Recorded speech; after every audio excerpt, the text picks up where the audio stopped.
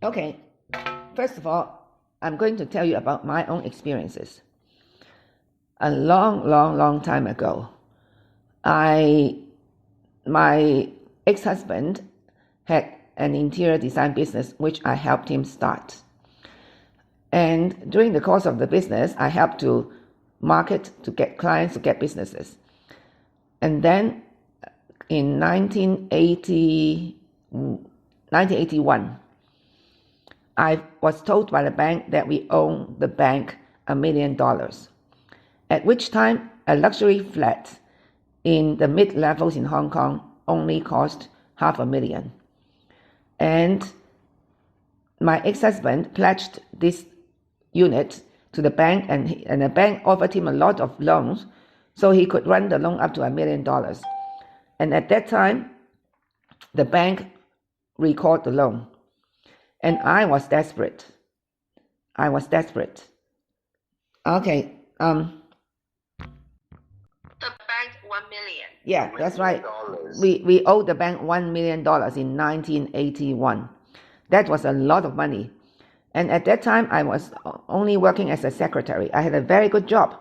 I was an executive assistant to the president of a multinational pharmaceutical company. A very prestigious job, very well paid. But because of this loan, I had to quit my job and jump into the business and try to help repay the loan. So now I was a secretary. I had no proper knowledge, no training in interior design. But because I had to repay the loan, I had to go into the business and went to the clients and asked them for payment and try to generate more business. And, I'm not a technical person. And in interior design, we have to look at the floor plans, the elevation, the detailed drawings, which to me seem like alien languages. I just don't know how to even read them, but I had to force myself to continue working and to convince our clients that I can do the job so they can give me the business. But anyway, after a couple of years, I was able to turn around and repay most of the loan. But at that time, my ex-husband lost interest in the business and he totally disappeared and not attending to the business. And I was the only one running the business.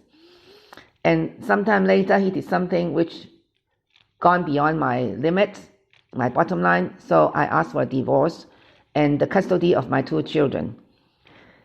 Can you imagine how hard my life was?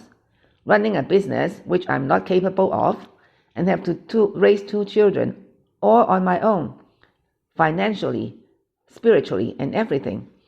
And I can still remember that when I was handling a complaint from my client, with interior design, the clients will give you a lot of complaints. I was handling a complaint from my client, and then I got a letter from my daughter, Michelle. I was able to send her to a boarding school in England, so the divorce will not affect her so much. But then she wrote me a letter. She said she was being harassed and bullied by her friends in the boarding school, and she wanted to jump off the roof. All right? And then at the same time, I got a phone call from home. The private tutor called me and said that my son, Kevin, he was about 5-6 years old then. I was told that Kevin lied on the floor and screaming and crying and he didn't want to study. Can you imagine a woman facing 3 difficult situations at one time? So the pressure was really, really great. But I had to struggle on. I cannot give up because I still have to run the business. I still have to raise 2 children. So I struggled on, and in fact, I did very, very, very well. All right? I was very successful and have good clients like IBM, Revlon, Caterpillar, all those multinational companies. I was able to get their business. So looking back, there was no grudge about my ex-husband because without him, I would not be a businesswoman. I will not be what I am today. I will not be able to provide good education to my younger generations. and I would not be where I am. So although I did not have Go Hansen, the Namyo Horenge Go at that time, but I faced my problems head on, squarely. Yeah, it was really, really hard, but I struggled on and I made a success. So now, if I haven't had those problems, I would still be a little secretary. I would not be what I am. So this is a great experience about changing poison into medicine. Now that was without chanting. So my life was really, really hard. When I had a problem in the business, like a client complaint, and I didn't know about the technical aspect of it, I really struggled on, and I was in despair, and I was so worried. But now it's different.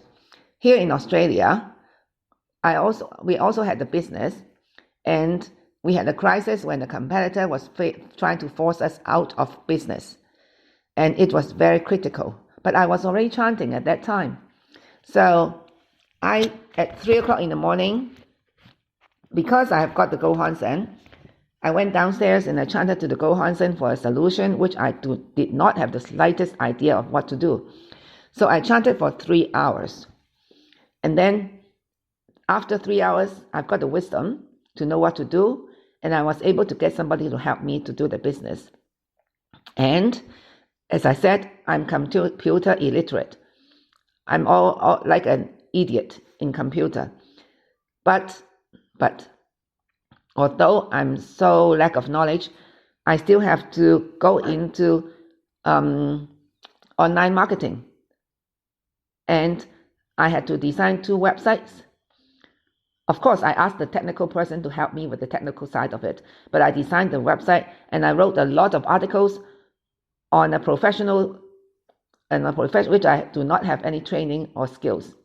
But I just researched and learned, and I wrote all the articles to promote the website, and it is called SEO, Search Engine Optimization, a very special skill which not many people know about. So with this pressure, I worked hard on and on. Of course, I chanted, and we were able to come top on Google search, and our business expanded 10%, 20%, 30% over 3 years. Our business was able to increase by 30%. And at the height of the business, I sold the business at the skyrocketing price. To whom, To our competitor. And all the other people in this profession said, how could you do that? There's no way that your business can cost so much. But deep inside, I know my business deserves that price. And I chanted. So I got this sold to the competitor. So this competitor seemed to be poison at the beginning. But in fact, because of him, I tried very hard to promote the business. And in the end, I sold it back to him at a very high price. So this person has changed from poison into medicine. So now this is my example. I'm going to quote another interesting experience from a member. Now this experience was written in a long time. But I have always said that everything in the universe changes. The only thing that doesn't change is that everything changes. However, I have to correct my saying, being that the only thing that doesn't change is our Buddhist philosophy, the Buddhist law. So this experience was written a long time ago, but when I was trying to find some article to support my topic, I found this one, and it's still very, very appropriate. So I'm going to share with you this experience.